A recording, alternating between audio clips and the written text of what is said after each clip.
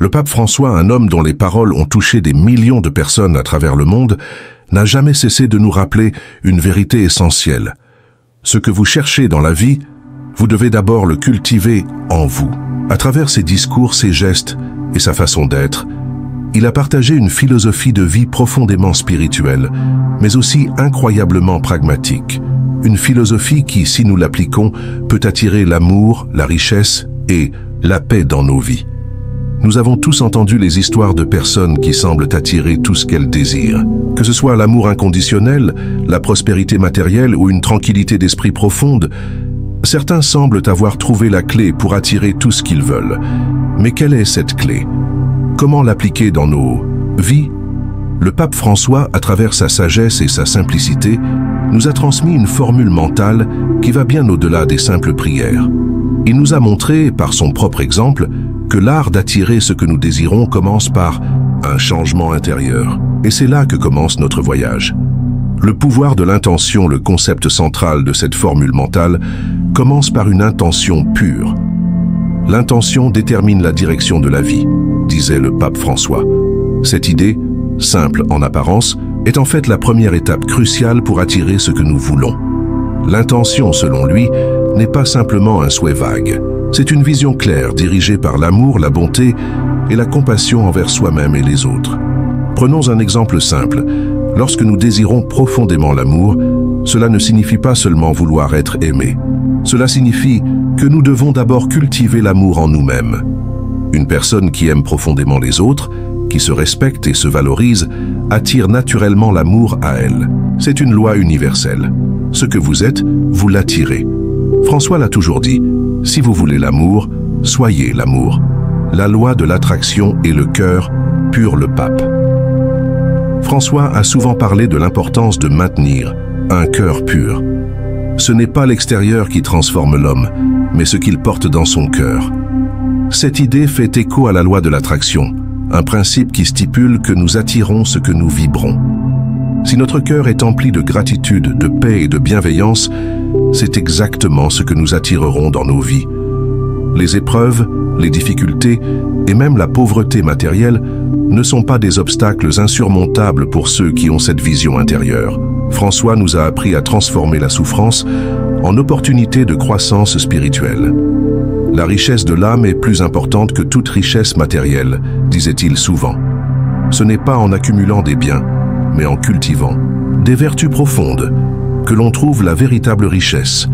La simplicité et la foi, c'est qui rend cette formule mentale du pape François si puissante, c'est sa simplicité. Beaucoup de gens cherchent des réponses compliquées à leurs problèmes. Mais François a toujours insisté sur l'importance de la simplicité. Ne cherchez pas la gloire, cherchez la vérité. L'humilité, la sincérité et la foi pure sont les pierres angulaires de son enseignement. Ainsi, la première étape pour attirer ce que nous désirons est de vivre selon ces principes simples mais profonds. L'amour véritable, la richesse spirituelle et la paix intérieure ne peuvent pas être obtenus par des moyens extérieurs, mais par une transformation intérieure. Dans le premier chapitre, nous avons posé les bases de la formule mentale du pape François, centrée sur l'intention pure et la transformation intérieure. Mais la question qui se pose maintenant est: comment appliquer cette transformation dans la pratique quotidienne de nos vies? La réponse réside dans l'activation du pouvoir de la pensée positive et de la gratitude. Le pape François, tout au long de son pontificat, a souligné l'importance de cultiver une attitude de reconnaissance envers tout ce que la vie nous offre, même les moments les plus difficiles. La gratitude est la clé qui ouvre les portes de la prospérité, de la paix et de l'amour, disait-il. Mais qu'est-ce que cela signifie concrètement? La pensée positive, un outil de transformation. La pensée positive n'est pas simplement une forme d'optimisme aveugle. Il ne s'agit pas de se fermer les yeux devant les défis ou de nier les réalités difficiles de la vie. La pensée positive, selon le pape François, consiste à choisir de voir au-delà des obstacles. Elle est la capacité de maintenir une vision claire, dirigée vers le bien, même dans les moments de crise. François a souvent insisté sur l'importance de regarder les autres, non pas avec des yeux pleins de jugement, mais avec des yeux remplis de compassion et de compréhension. « Voyez ce qui est bon en eux », disait-il. Cela peut sembler simple, Mais cette approche modifie profondément la façon dont nous interagissons avec le monde. En cherchant le bien dans les autres et dans nous-mêmes, nous attirons ce bien en retour. La gratitude, le moteur du changement. La gratitude, quant à elle, est un autre pilier fondamental de la formule mentale du pape. Commencez chaque jour avec un cœur plein de gratitude, conseillait-il. En reconnaissant ce que nous avons, même les petites choses, nous ouvrons la voie à des bénédictions plus grandes. Cela va au-delà de la simple reconnaissance. La gratitude, comme le pape l'expliquait, est un acte de foi. C'est une conviction profonde que tout ce que nous avons dans la vie, même les épreuves, est une opportunité de croissance. Lorsque vous remerciez, vous libérez de l'espace pour davantage de bénédictions, disait-il. Chaque moment de gratitude est une porte ouverte vers l'abondance, la paix et l'amour. Appliquez la formule au quotidien. Mais comment appliquer cette philosophie dans notre quotidien? Cela commence par un changement dans notre manière de penser. Le pape François recommandait de commencer chaque journée en méditant sur les bénédictions de la vie. Plutôt que de se concentrer sur ce qui nous manque, il nous invitait à réfléchir sur ce que nous avons. Il soulignait que même dans les moments de souffrance, il y a toujours quelque chose à apprendre et à apprécier. Un exemple simple de cette pratique est de prendre quelques instants chaque matin pour réfléchir à 3 choses pour lesquelles nous sommes reconnaissants. Ce geste peut sembler insignifiant, mais il a le pouvoir de transformer notre état d'esprit. En prenant conscience de la richesse de notre vie, nous attirons naturellement davantage de bonnes choses. La puissance de l'amour et de la bienveillance. Le pape François a également mis l'accent sur le pouvoir de l'amour inconditionnel. Pour lui, l'amour est la force la plus puissante de l'univers. L'amour ne se limite pas à une émotion ou à un sentiment, disait-il. L'amour véritable est un choix, un acte de la volonté. Cette philosophie rejoint les principes de la loi de l'attraction. Pour attirer l'amour dans nos vies, nous devons d'abord être l'amour. L'amour, en tant que force de transformation, commence par soi-même. Aimer soi-même, se respecter et se traiter avec compassion est une étape essentielle pour attirer l'amour des autres. C'est cette énergie d'amour que nous envoyons dans le monde qui revient à nous, sous forme de relations plus profondes et significatives. Dans les chapitres précédents, nous avons exploré la puissance de l'intention, la gratitude et l'amour comme étant les bases de la formule mentale de Papa François pour attirer ce que nous désirons dans la vie. Cependant, il est essentiel d'aller encore plus loin et de comprendre la véritable richesse selon François. La richesse n'est pas seulement une question de biens matériels, mais de l'abondance spirituelle, émotionnelle et mentale. L'abondance, une réalité universelle. Le pape François a constamment parlé de l'abondance divine. À ses yeux, l'abondance ne consiste pas simplement à accumuler des biens matériels ou de l'argent. L'abondance véritable réside dans la capacité à vivre une vie pleine, à donner aux autres et à recevoir avec gratitude. L'abondance de l'âme est plus précieuse que tout le reste, disait-il souvent. François nous encourage à voir le monde non pas comme un lieu de pénurie, mais comme un lieu d'abondance infinie. Il soulignait que Dieu ou l'univers nous offre tout ce dont nous avons besoin pour prospérer, à condition que nous ouvrions notre cœur et nos esprits à cette réalité. La clé de la prospérité, le service aux autres. Aspect essentiel de cette abondance est le service aux autres. Le pape François n'a cessé de rappeler que nous devons partager ce que nous avons, non seulement avec nos proches, mais aussi avec ceux qui sont dans le besoin. Ce que vous avez, ce n'est pas à vous, mais cela vous est donné pour que vous puissiez en faire bénéficier les autres, disait-il. Le service aux autres est une clé importante pour attirer la prospérité.